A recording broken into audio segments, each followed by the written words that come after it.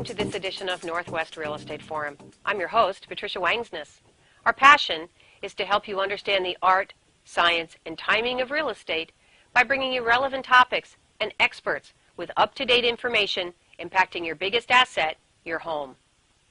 Joining us today is Dorothy Ennes. Dorothy is Director of Property Management at Coldwell Bain and has been a licensed real estate broker and professional property manager since 1982, almost 30 years. Dorothy started the property management division at Coldwell Bain in 2004, and she and her team have built a division which handles single-family homes and individual condominium rentals from Tacoma to Anacortes. Welcome, Dorothy. Thank you, Patricia. It's a pleasure. So we have a market that's been sort of up and down for quite a period of time, and sellers are disappointed in the price that they might have to sell their home for.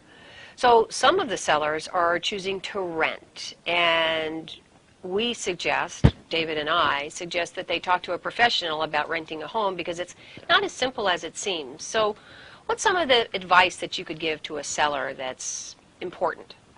We're seeing a lot of what I call inadvertent landlords in the current rental market, and those are owners who typically would be selling but are renting for those reasons.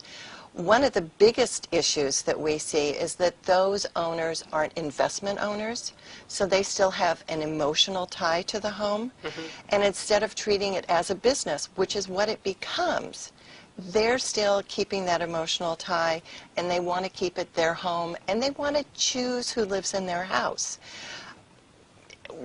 My first recommendation to owners is, how are you going to decide whether or not somebody's qualified to rent your home? You need to have established criteria. Fair housing laws say you have to apply the same standards across the board.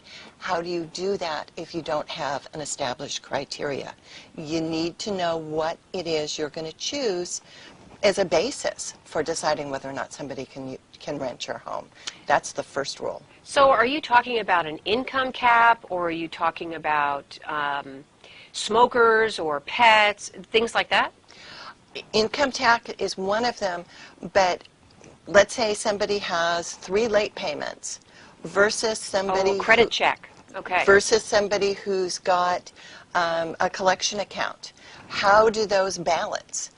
My recommendation is use a third-party screening company. Then you've got your established criteria in writing, and you make sure that you're applying the same standards across the board. So David and I own 2 rentals, and Correct. we always have your company now do all of the screening, because that way we don't have to handle confidential information, because that's another big important thing. Absolutely. If somebody takes an application, they have social security numbers, they have payment information, they have bank records, and should there be a problem down the road, there may be a problem for them, right? Absolutely. In order for us to use a third-party screening company, another party had to come out and check our office and make sure that we had secure filing cabinets, that we had a shredding machine, that we're a licensed business. I mean, a whole series of things that we had to be checked for. And there are requirements as far as how you protect those documents in order to prevent identity theft, which is a huge issue these days.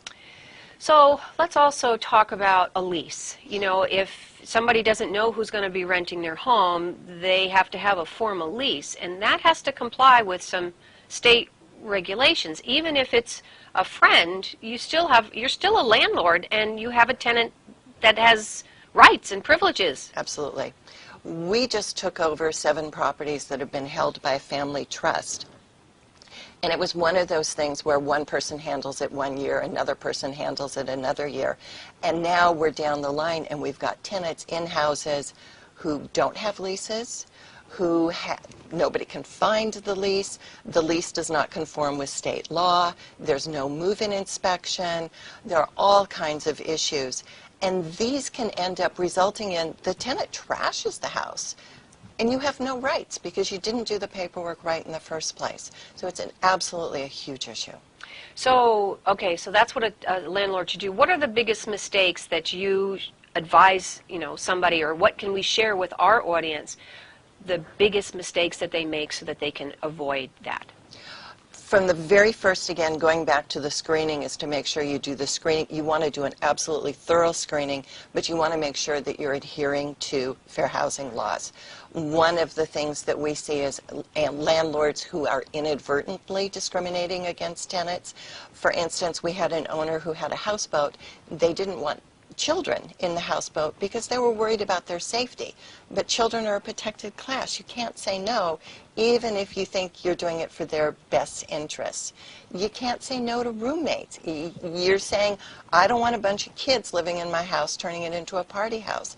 But familial status is a protected class, and being single is a familial status. You can't say no. There was a huge case in Bellingham several years ago where a landlord turned down a family of 6 and rented to a family of 5 instead, and there was $30,000 in fines imposed. So again, that's going back to establishing those criteria up front. So the bottom line is you need to know the law, whether you're an inadvertent landlord or a professional landlord, and somebody like you in property management is the best source, correct? Absolutely. Terrific. It used to be a lot easier. When I first started, it was more simple. And it's a lot more complicated now. It's a lot harder. Yeah. Well, and in these days when people want to rent instead of sell, they need to know, because ignorance of the law is no excuse. Absolutely. Thanks very much, Dorothy, for coming. We'll have you back for more information. Thanks, Patricia. Thanks for watching this edition of Northwest Real Estate Forum. Whether you are buying, selling, or sitting on the sidelines, keep watching for important information on topics that are impacting your biggest asset, your home.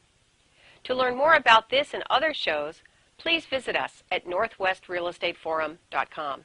While you're there, be sure to order your free copy of the Buyer's Guide and the Seller's Guide for great ideas on how to get the best out of buying and selling your home. I'm your host, Patricia Wangsness. See you next time.